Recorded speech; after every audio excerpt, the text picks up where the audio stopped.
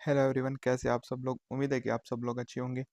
हमारी W I है ना, एयरपोर्ट अथॉरिटी ऑफ इंडिया, जो एक मिनी रत्न कंपनी है, जहाँ पे ये राजीव गांधी भवन है, यहीं पे इनका जो हेडक्वार्टर है, उनकी लोकेशन है। इन्होंने कुछ वैकेंसीज निकाली हुई हैं एयर ट्रैफिक कंट्रोल, जो कि जूनियर एग्जीक्यूटिव की वैकेंसीज ये निकालते रहते हैं। वैसे तो अभी जो है फरवरी में भी इन्होंने कुछ वैकेंसीज निकाली थी।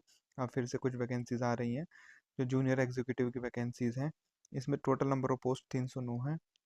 और जो पीडब्ल्यूडी कैंडिडेट उनके लिए 7 हैं, यूआर के लिए 125 है, ईडब्ल्यूएस के लिए 30 है, ओबीसी एनसीएल के लिए 72 है, एससी के लिए 55 है, एसटी के लिए 27 वैकेंसीज हैं। अच्छा, इसके अलावा हम बात कर लेते हैं कि भाई आपको आपकी एजुकेशनल क्वालिफिकेशन क्या चाहिए। आपको जो एजुकेशनल क्वालिफिकेशन चाहिए होती है वो चाहिए कि भाई फुल टाइम आपने जो है रेगुलर डिग्री कर रखी हो फिजिक्स और मैथमेटिक्स में, या फिर जो बीएससी जिसको बोलते हैं, बैचलर्स डिग्री कर रखी हो इंजीनियरिंग में, है ना, बीटेक जिसको बोलते हैं। और उसमें हर एक जो है should be one of the semester curriculum, physics और जो मैथ है इंजीनियरिंग में आपके पास होना चाहिए। इसके अलावा जो कैंडिडेट है उनके लिए जॉब नहीं है, ज़्यादातर ये बीटेक वालों के लिए ही है।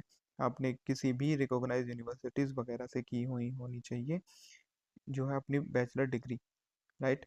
उस अच्छा, जो जिन्होंने कैंडिडेट्स ने बी टेक बीएससी इंजीनियरिंग कर रखी है, सिर्फ वही एसेंशियल क्वालिफिकेशन जो है उसमें फिल कर पाएंगे, राइट। अब हम एज कैटेगरी देख लेते हैं। जो 27 साल की है एज होनी चाहिए मैक्सिमम, और वो किस डेट से, जो कि है 24 मई जो कि लास्ट डेट है फॉर्म की, उसी दिन से आपकी जो है क्वालिफिकेशन ली जाएगी। जो फाइनल ईयर में स्टूडेंट है उनके लिए वैकेंसी नहीं है।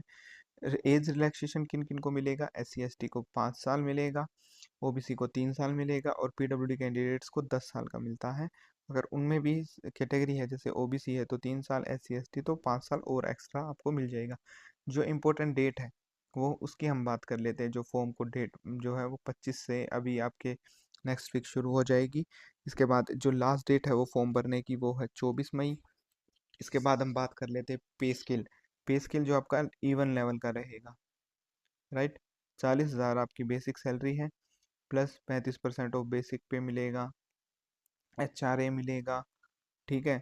और सीपीएफ मिलेगी, ग्रेचुइटी मिलेगी, सिक्योरिटी स्कीम्स होती हैं, मेडिकल बेनिफिट्स होते हैं। इसके अलावा अगर कोई वहाँ पे उन्होंने कोई कमीशन बना रखी होगी तो उनके लिए अलग से पैसा मिलता है, ठीक है। तो आप ये मान के चलिए लगभग आपकी जो सैलरी होगी वो 8 पे कमीशन के हिसाब से 90 से 95 हज़ार वैकेंसीज आपकी मतलब आपको सैलरी मिलने वाली है। इसके अलावा सीटीसी देखिए, 13 लाख इन्होंने बता रखा है आज के टाइम पे। इन हैंड 90 95 मिलेगी, ठीक है। लेकिन जब 8th पे कमीशन मिल जाएगा तो ये जो 13 लाख है ये बढ़ के लगभग 18 से 19 लाख रुपए हो जाएगा। अब हम बात कर लेते हैं जो इम्पोर्टेंट इंस्ट्रक्शंस हैं। सारी कट ऑफ आपकी एलिजिबिलिटी, एज, एसेंशियल क्वालिफिकेशन, ये सब 24 मई से ही काउंट किया जाएगा।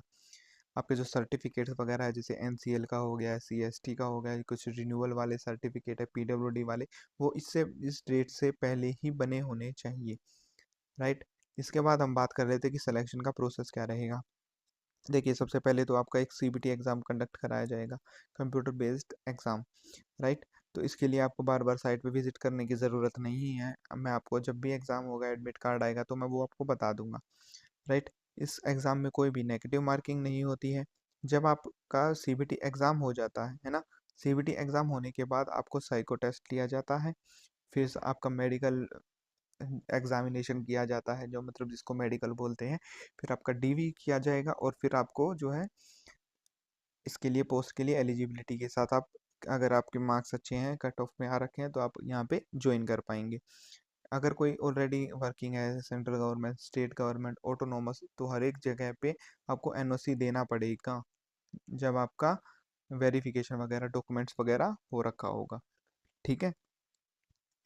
अब हम बता देते हैं कि भाई किस किन साइको टेस्ट में क्या होगा। देखिए, साइको टेस्ट में ये 7 8 स्टेज होती हैं, आपको ये सारी तैयारी करनी पड़ेगी वैसे तो, ठीक है। नो नेगेटिव मतलब जो लोग स्क्रीन के लिए अवेलेबल नहीं होते हैं उनके लिए नो नेगेटिव चीज़ें नहीं होती हैं इसमें। अगर आपने मिसकंडक्ट किया तो भी दिक्कत हो जाएगी, ठीक है। फीस वगैरह के लिए हम बात कर लेते थे कि फ़ीस कितनी रहेगी। इसमें 1,000 रुपये फ़ीस रहेगी, ऑनलाइन मोड में ही रहेगी, और कोई मोड इनके लिए एलिजिबल नहीं है। जिन्होंने 1 साल का अप्रेंटिसशिप का एआईआई से कर रखा है तो उनको कोई फीस नहीं देनी होगी, लेकिन वो candidates SC ST PWD candidates होने चाहिए। तो सारी जनरल इंस्ट्रक्शंस हमने पढ़ ली हैं एक बार। तो देखिए, आपका जो सीबीटी टेस्ट होगा वो इंग्लिश और हिंदी की लैंग्वेज में होगा। इसका पूरा सिलेबस मैं आपको एक शॉर्ट बना के वीडियो तो उसमें डाल दूंगा, जो क्लियर सिलेबस है। सो जिन्होंने बीटेक कर रखा तो उनके लिए तो one of the best job है, क्योंकि 13 से लेके 18, मतलब 18 लाख पे ही आप ज्वाइन करेंगे। तो बहुत ज़्यादा है आज के टाइम पे। आपको कोई भी गवर्नमेंट जॉब ऐसी नहीं है। अगर हम एसबीआई एलआईसी वगैरह की बात कर ले तो उनके अलावा अगर हम बात करें तो ज़्यादातर गवर्नमेंट जॉब आपको 10 से 12 लाख ही देती हैं।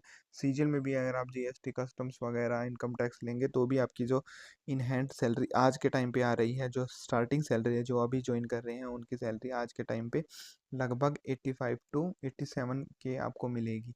ये मैक्सिमम है। अगर आप जो वाईजेड सिटीज़ में तो वो फिर 75 सैलरी तक चली जाती है, लेकिन यहाँ पे आपको इन हैंड जब आप ज्वाइन करेंगे तो वो लगभग 1.5 लाख रुपए मिलेगा। सो ऑल द बेस्ट जिनका इसमें सिलेक्शन होने की उम्मीद है तो अपनी तैयारी रखिएगा।